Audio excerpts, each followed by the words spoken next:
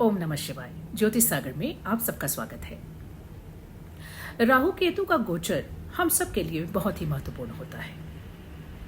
अक्टूबर 2023 में राहु केतु ने अपनी राशि परिवर्तन करी। राहु आ गए हैं इस समय मीन राशि में और केतु चले गए हैं कन्या राशि में। हर लग्न वालों के लिए राहु और केतु अलग अलग भावों में स्थित हैं ट्रांजिट में। तो सबसे पहले आपको चेक करना है अपना लग्न।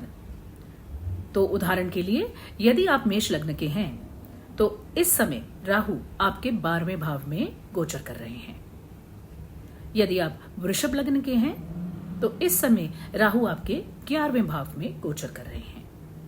अब बहुत से लोगों को यह प्रश्न है कि यदि हमारी जन्मकालीन कुंडली में कोई ग्रह ऑलरेडी मीन राशि में बैठा है तो ये राहु का ट्रांजिट हमारे लिए क्या लेकर आएगा, उसी को डिस्कस करने के लिए ये वीडियो आज मैं आपके सामने लेकर आई हूं। तो आपको चेक करने हैं अपनी लग्न कुंडली। तो आप जिस भी लग्न के हैं उस हिसाब से आपको ये चेक करना होगा कि मीन राशि कहां पर आ रही है और कन्या राशि कहां पर आ रही है, और उन दोनों राशियों में यदि तो ग्रह ऑलरेडी बैठे हैं तो आपको किस तरह के रिजल्ट मिल सकते हैं, ये आज हम इस वीडियो में जानेंगे। तो आइए शुरू करते हैं। जब भी राहु आपके जन्मकालीन सूर्य के ऊपर से ट्रांजिट करते हैं तो ये आपको क्या फल दे सकते हैं, इसके लिए आपको कुछ चीजों का आंकलन करना होगा। सबसे पहले आपको देखना है कि सूर्य आपके कुंडली में किस भाव के स्वामी हैं। उस भाव से जुड़ी चीजों में आपको चैलेंजेस मिल सकते हैं, इल्यूजन्स मिल सकती हैं, या फिर एक्सपेंशन मिल सकती है। आपको इसके साथ साथ ग्रहों के कारकत्वों का भी ध्यान रखना है। सूर्य हमारे कॉन्फिडेंस को दर्शाते हैं, हमारे सोल लेवल फीलिंग्स को दर्शाते हैं। हमारे पिता से हमारे रिलेशनशिप, सरकारी कार्यों में हमें कितनी सफलता मिलेगी, ये भी सूर्य हमें दर्शाते हैं। हमारी पॉपुलैरिटी, हमारा फेम भी हम सूर्य से चेक करते हैं। तो ऐसे समय पे या तो राहु आपको बहुत पॉपुलराइज कर सकता है या फिर आपको बहुत ही लो कॉन्फिडेंस भी दे सकता है। साथ ही साथ आपको अपनी सेहत का भी ध्यान इस समय पे रखना जरूरी है। और जैसा कि मैंने कहा कि हर लग्न के लिए सूर्य अलग अलग भाव के स्वामी बनेंगे, तो उसी हिसाब से उन भावों से जुड़ी चीजों में आपको चेंजेस देखने को मिलेंगे। आपको उन चीजों में एक्सपेंशन मिल सकती है, या फिर कहीं ना कहीं कोई धोखा मिल सकता है, या फिर आपके रिश्ते भी उन भावों से जुड़े लोगों के साथ खराब हो सकते हैं। क्योंकि इस समय पर जब भी राहु सूर्य को एक्लिप्स करते हैं, इसको हम ग्रहण योग भी कहते हैं, तो इसमें हमारी जो सोचने की क्षमता होती है वो कहीं ना कहीं क्लाउडेड हो जाती है, यानी कि हम सही तरीके से सोच नहीं पाते। इसलिए ऐसे समय पे बहुत जरूरी हो जाता है कि हम अपना कोई भी डिसीजन सोच समझ के लें। सूर्य के ऊपर जब भी राहु आएंगे तो आपको अपने अंदरूनी स्तर पर काम करने की आवश्यकता है, यानी कि मेडिटेशन या फिर योग की सहायता इस समय पर जरूर लेनी चाहिए। और इस समय पर गायत्री मंत्र का उच्चारण भी आपको लाभ दे सकता है। राहु यदि आपके जन्मकालीन चंद्र के ऊपर से गोचर कर रहे हैं तो इट मीन्स कि आपकी मीन राशि है। तो मीन राशि वालों के लिए राहु चंद्र के ऊपर से ट्रैवल कर रहे हैं। चंद्र हमारी इमोशनल स्टेट ऑफ माइंड को दर्शाते हैं, हमारी माता को भी दर्शाते हैं।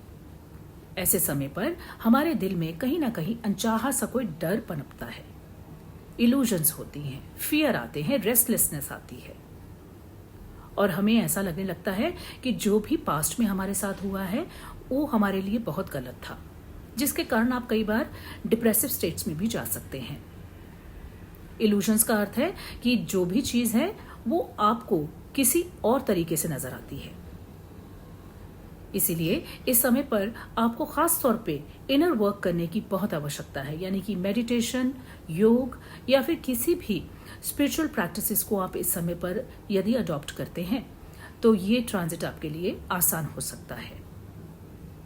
और इस समय पर यह भी पॉसिबिलिटी होती है कि माता की सेहत में भी कहीं ना कहीं कमी आए। आपके ट्रैवल के प्लान्स भी बन सकते हैं। आपको स्लीपलेस नाइट्स की भी प्रॉब्लम हो सकती है, यानी रात में नींद ना आना या फिर डरावने सपने आना। और इन सब के लिए योग और ध्यान आपके लिए बहुत लाभदायक सिद्ध हो सकता है। भगवान शिव की पूजा भी इस समय पे आपको विशेष लाभ दे सकती है।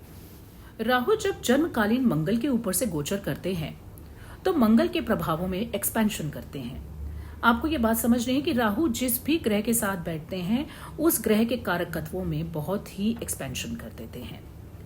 यदि मार्स को हम अपना गुस्सा मानते हैं, वायलेंस मानते हैं, अग्रेशन मानते हैं, डिटर्मिनेशन मानते हैं, तो इन सब में आप वृद्धि देखेंगे। और फिर साथ ही साथ आपको यह भी देखना है कि मंगल आपकी कुंडली में किन किन भावों को रिप्रेजेंट कर रहे हैं।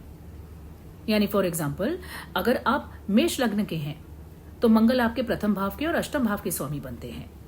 तो इन चीजों में एक्सपेंशन हो सकती है। आपको ब्लड रिलेटेड डिसऑर्डर्स भी इस समय पर देखने को मिल सकते हैं। और यदि आप ड्राइविंग करते हैं तो आपको केयरफुली ड्राइविंग करना है, क्योंकि राहु हर चीज को बढ़ा देता है। और मंगल का एक कारक तत्व है इंपल्सिवनेस, यानी बिना सोचे समझे कुछ कार्य करना, क्योंकि मंगल के अंदर तेजी है। वो बहुत ज्यादा सोचते नहीं हैं कुछ करने से पहले। और जब राहु साथ में आ जाए तो क्योंकि ये इल्यूजन भी क्रिएट करते हैं, क्योंकि ये बहुत ज्यादा एक्सपैंड कर देते हैं किसी भी ग्रह की एनर्जी को, तो इस समय पे आपको अपने गुस्से पर भी कंट्रोल रखना है। आपके भाई बहनों से भी आपके रिश्तों में इस समय पे कमी आ सकती है, लड़ाई झगड़े बढ़ सकते हैं। इस समय पर ब्लड डोनेशन करना और हनुमान जी की पूजा आराधना करना इस समय पे आपको विशेष अच्छे फल दे सकते हैं। राहु जब बुध के साथ आते हैं तो बुध है हमारी कम्युनिकेशन स्किल्स, हमारी बोलने की क्षमता। साथ ही साथ आपको यह भी चेक करना है कि बुध आपकी कुंडली में किन भावों के स्वामी बन रहे हैं। तो जैसा कि मैंने कहा कि राहु हमेशा जिस भी ग्रह के साथ बैठते हैं उसमें एक्सपेंशन कर देते हैं, तो ये आपकी बुद्धि में एक्सपेंशन जरूर करेंगे।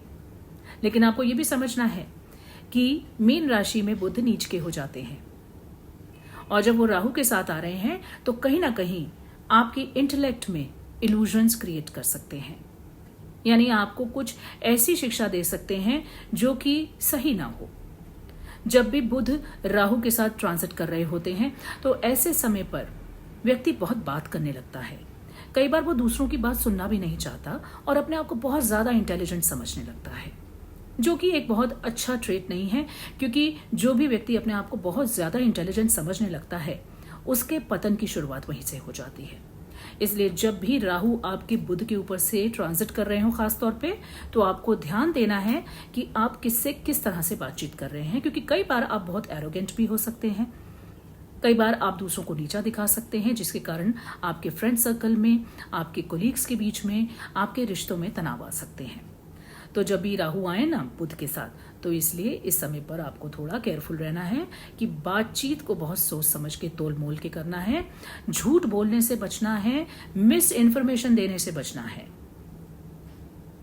तो इस समय पर गणेश जी की आराधना और किसी भी बच्चों को स्टेशनरी आइटम्स आप डोनेट करेंगे तो ये आपके लिए अच्छे फल दे सकते हैं। जब राहु बृहस्पति के ऊपर से ट्रांजिट करते हैं तो जनरली इसको गुरु चंडाल योग बोला जाता है। लेकिन यदि हम इसके पॉजिटिव एस्पेक्ट की तरफ देखें तो राहु जैसे हर चीज में एक्सपेंशन कर देता है, गुरु यानी बृहस्पति हमारी विजडम है, हमारी विजडम में भी इजाफा होता है। इस समय पर आप अलग अलग धर्मों के बारे में जानना चाहेंगे, आप अपने स्पिरिचुअलिटी को एक्सपैंड कर सकते हैं, इस समय पर अपने विजडम को एक्सपैंड कर सकते हैं। साथ में ये भी चेक करिए कि गुरु यानी बृहस्पति आपकी कुंडली में किन भावों के स्वामी बन रहे हैं। तो उन भावों से रिलेटेड कारकत्वों में आपको कुछ चैलेंजेस मिल सकते हैं, इल्यूजन्स मिल सकती हैं, और आपको बहुत से स्तर पे बहुत एक्सपेंशन के साथ साथ पॉपुलैरिटी भी मिल सकती है इस समय पे। यदि आप स्पिरिचुअल एस्पेक्ट से रिलेटेड हैं, यानी आपके कार्य में कहीं ना कहीं स्पिरिचुअलिटी मैटर करती है, तो वहां पर आपको सफलता भी मिल सकती है, आपको नेम फेम मिल सकता है अपनी विजडम के कारण।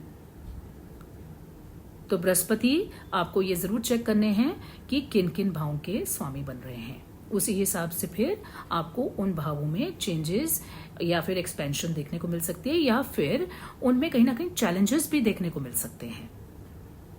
तो इस समय पे आपको ध्यान रखना है कि आप किसी भी गलत तरीके की विजडम के प्रति ज्यादा आकर्षित ना हो, और इस समय पर अपने गुरु के मंत्र चैंट करना या फिर बृहस्पतिवार को बृहस्पति से रिलेटेड चीजों का दान करना आपको अच्छे रिजल्ट्स दे सकता है। राहु का गोचर यदि आपके जन्मकालीन शुक्र के ऊपर से हो रहा है तो शुक्र दर्शाते हैं हमारी रिलेशनशिप्स को, हमारी भौतिक सुख सुविधाओं को। तो इन चीजों में राहु एक्सपेंशन देंगे। ऐसे समय पर यदि आप सिंगल हैं तो किसी फॉरेन कंट्री के लड़की या लड़के के साथ आपके रिलेशनशिप बन सकते हैं या फिर आपकी शादी भी हो सकती है। लेकिन जो लोग मैरिड हैं उनके लिए ये समय पे थोड़ा सावधान रहना जरूरी है, क्योंकि ये जब भी राहु और शुक्र का मेल आता है तो यहाँ पर एक्स्ट्रा मैरिटल के भी चांसेस बढ़ जाते हैं। आपको ये समझना है कि राहु का एक कैरेक्टरिस्टिक है धोखा, यानी कि इल्यूजन। जो चीज आपको दिखती है वैसी होती नहीं। इसलिए कोई भी फैसला, खासतौर पे रिलेशनशिप से जुड़े फैसले, इस समय पे आपको सोच समझ के लेने हैं। इस समय पर माँ दुर्गा की पूजा आपको विशेष फल दे सकती है। और यदि आपके रिलेशनशिप में इशू आ रहे हैं तो शुक्र से जुड़े उपाय आपकी रिलेशनशिप्स को अच्छा कर सकते हैं। जब राहु हमारे जन्मकालीन शनि के ऊपर ट्रांजिट करते हैं तो हमें यह जानना है कि शनि क्या है। शनि है डिसिप्लिन, शनि है एक स्ट्रक्चर्ड अप्रोच, धीरे धीरे काम करना, कोई भी शॉर्टकट्स ना अपनाना, मेहनत। लेकिन दूसरी ओर राहु बिल्कुल ऑपोजिट है। राहु को शॉर्टकट्स पसंद है। अंडर द टेबल काम करने में भी राहु दो बार नहीं सोचते। तो जब भी शनि के ऊपर आएंगे तो ये एक ऑपोजिट एनर्जी बन जाती है। यानी कि हो सकता है ऐसे समय पर आपको कुछ ऐसे आइडियाज आने लगे जिसमें आपको शॉर्टकट्स लेने का मन करे। आप कुछ ऐसे कार्य करने लगे जो कि इलीगल हो सकते हैं। आप सोचें कि या तो गैम्बलिंग से या फिर लॉटरी से या फिर स्टॉक मार्केट में जल्दी से पैसा इन्वेस्ट करके आप कुछ उसमें से लाभ ले सकें, ऐसी सोच आपको आ सकती है। तो इस समय पे आपको बहुत बहुत केयरफुल रहना है कि जो भी आप कार्य कर रहे हैं उसमें आप कहीं भी डिसल्यूजन ना हो, यानी कि भ्रमित ना हो, और जो भी कार्य करें ईमानदारी से करें। कुछ डिस्ट्रप्शंस आ सकती हैं उन कारकत्वों में जहां पर भी शनि आपके कुंडली में जिस भी घरों के लॉर्ड बने हैं, तो वहां पे कुछ ना कुछ अप्स एंड डाउन्स आपको देखने को मिल सकते हैं। तो खासतौर पे ऐसे समय पे कि जब भी राहु और शनि एक साथ आए तो आपको अपने कामकाज के प्रति बहुत ज्यादा केयरफुल रहना है। और एडिक्शंस भी इस समय पे आपको हो सकती हैं, तो उसके लिए भी आपको केयरफुल रहना है। इस समय पे बजरंगबली जी की पूजा आपको विशेष लाभ दे सकती है। और शनि के मंत्र भी आप कर सकते हैं, खासतौर पे तब यदि आप इस समय शनि की 7.5 से भी गुजर रहे हैं तो, या शनि की महादशा से भी अगर आप गुजर रहे हैं तो शनि और राहु का कॉम्बिनेशन कहीं ना कहीं डिस्ट्रप्टिव हो सकता है। राहु का ट्रांजिट जब आपके जन्मकालीन राहु के ऊपर से हो रहा है तो इसे हम राहु रिटर्न बोलते हैं। राहु अपनी ही उसी राशि में वापस आते हैं 18 वर्ष के साइकिल के बाद। तो यदि आपकी जन्मकालीन कुंडली में मीन राशि में राहु ऑलरेडी बैठे हैं तो इस समय राहु के ऊपर से ही ट्रांजिट कर रहे हैं। देखिए, ये एक बहुत ही ट्रांसफॉर्मेटिव समय हो सकता है। जब भी राहु के ऊपर राहु आते हैं तो कुछ ऐसी चीजें होती हैं जो आपके जीवन से एंड हो जाती हैं, और कुछ ऐसी चीजें होती हैं जो एक नई बिगिनिंग लेके आती हैं। तो इस पीरियड में आपको डिसल्यूजन्स बहुत ज्यादा हो सकते हैं, आपके दिमाग में जरूरत से ज्यादा विचार चल सकते हैं और आप टोटली कंफ्यूज हो सकते हैं अपने जीवन में। तो आपको खासतौर पर यह भी चेक करना है कि ये जो राहु हैं वो आपके कुंडली के किस भाव में आ रहे हैं। यदि तो ये कुंडली के त्रिक भाव में आ रहे हैं तो फिर ये प्रॉब्लम और ज्यादा बढ़ सकती है, यानी कि 6, 8, 12 में आ रहे हैं तो फिर प्रॉब्लम ज्यादा हो सकती है। लेकिन कभी भी आपको ट्रांसफॉर्मेशंस को नेगेटिवली नहीं लेना है। जब भी ट्रांसफॉर्मेशंस होती हैं, चेंजेस होते हैं लाइफ में, तो वो हमारे भले के लिए ही होते हैं, ये आपको सोच के रखना है। लेकिन भ्रमित नहीं होना है। इस समय पे भ्रमित होना बहुत आसान रहता है। इसलिए इस समय पे अपनी स्पिरिचुअल प्रैक्टिसेस को आपको डेफिनेटली बढ़ाना है। मेडिटेशन, योग और अदर स्पिरिचुअल प्रैक्टिसेस की हेल्प से आप इस समय से आसानी से निकल सकते हैं। भगवान शिव की पूजा इस समय विशेष लाभ आपको दे सकती है। और माँ दुर्गा के भी कोई स्तोत्र आप डेली पढ़ेंगे तो आपकी बुद्धि में जो डिसल्यूजन्स आ रही हैं, जो कि भ्रम आ रहे हैं, वो भी दूर हो सकते हैं। तो राहु का राहु के ऊपर से ट्रांजिट एक ट्रांसफॉर्मेटिव ट्रांजिट हम मान सकते हैं। जिसमें आपको धैर्य रख के कोई भी आपने अपने फैसले लेने हैं। राहु का ट्रांजिट जब आपके जन्मकालीन केतु के ऊपर से होता है तो ये दोनों ही बहुत ऑपोजिट एनर्जीज हैं। यानी यदि राहु बाह्यमुखी है तो केतु अंतर्मुखी है। यदि राहु मटेरियलिज्म है तो केतु स्पिरिचुअलिटी है। यदि राहु एक्सपेंशन है तो केतु कॉन्ट्रैक्शन है। तो ये दो अपोजिंग एनर्जीज जब एक घर में आ रही हैं तो ये आपको पुश एंड पुल की जो फीलिंग देने वाली हैं वो बहुत डिस्टर्बिंग हो सकती है। यानी कि यदि एक तरफ से तो आप स्पिरिचुअलिटी की तरफ जाने का सोचते हैं और दूसरी तरफ से आप सोचते हैं नहीं मुझे तो मटेरियलिस्टिक लाइफ भी चाहिए, जिसके बीच में आप दोनों में बट जाते हैं। आप एक अपना फोकस नहीं रख पाते हैं। यहां पर फोकस लूज होने के ज्यादा चांसेस होते हैं। और फिर आपको ये भी चेक करना है कि ये जो आपके जन्मकालीन केतु हैं वो किस भाव में बैठे हैं आपकी कुंडली में। फॉर एग्जाम्पल यदि ये आपके शादी के भाव में केतु बैठे हैं और राहु उसके ऊपर से ट्रांजिट कर रहे हैं तो मैरिड लाइफ में कहीं ना कहीं डिस्ट्रप्शन ला सकते हैं, कहीं ना कहीं इल्यूजन्स, भ्रम ला सकते हैं, या आपके अंदर ऐसी फीलिंग आ सकती है कि आप एकदम से हर चीज को चेंज कर देना चाहते हैं। तो ऐसी सिचुएशन में खासतौर पे जब भी राहु केतु के ऊपर आते हैं ट्रांजिट में तो आपको बहुत बहुत केयरफुल रहना है। आपको अपने लाइफ के डिसीजन बहुत सोच समझ के लेने हैं। कोई भी चीज आवेश में आके आपको नहीं सोचनी है। आराम से बैठकर यदि आपके जीवन में कुछ प्रॉब्लम्स आ रही हैं तो आराम से बैठ के उन बातों को डिस्कस करिए और तभी कोई फाइनल डिसीजन लीजिए, या कोशिश करिए जब तक ये ट्रांजिट चले कोई भी फाइनल डिसीजन मत लीजिए। और इस समय पर स्पिरिचुअल यानी देवी माँ दुर्गा माँ की पूजा करना और भगवान शिव के मंत्रों का जाप करना भी आपको विशेष लाभ दे सकता है।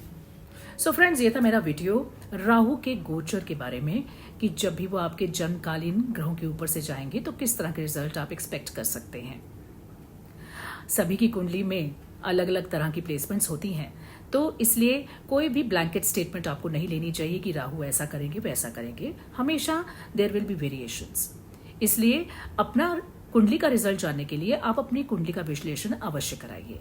तो मुझे उम्मीद है आपको मेरा ये वीडियो पसंद आएगा। कोई भी आपके क्वेश्चंस हो तो आप कमेंट बॉक्स में लिख सकते हैं और मैं मिलती हूँ आपसे अगले वीडियो में। लाइक करें, शेयर करें, सब्सक्राइब करें मेरे चैनल को। बहुत बहुत धन्यवाद। सर्व सिद्धिरस्तु। ओम नमः शिवाय।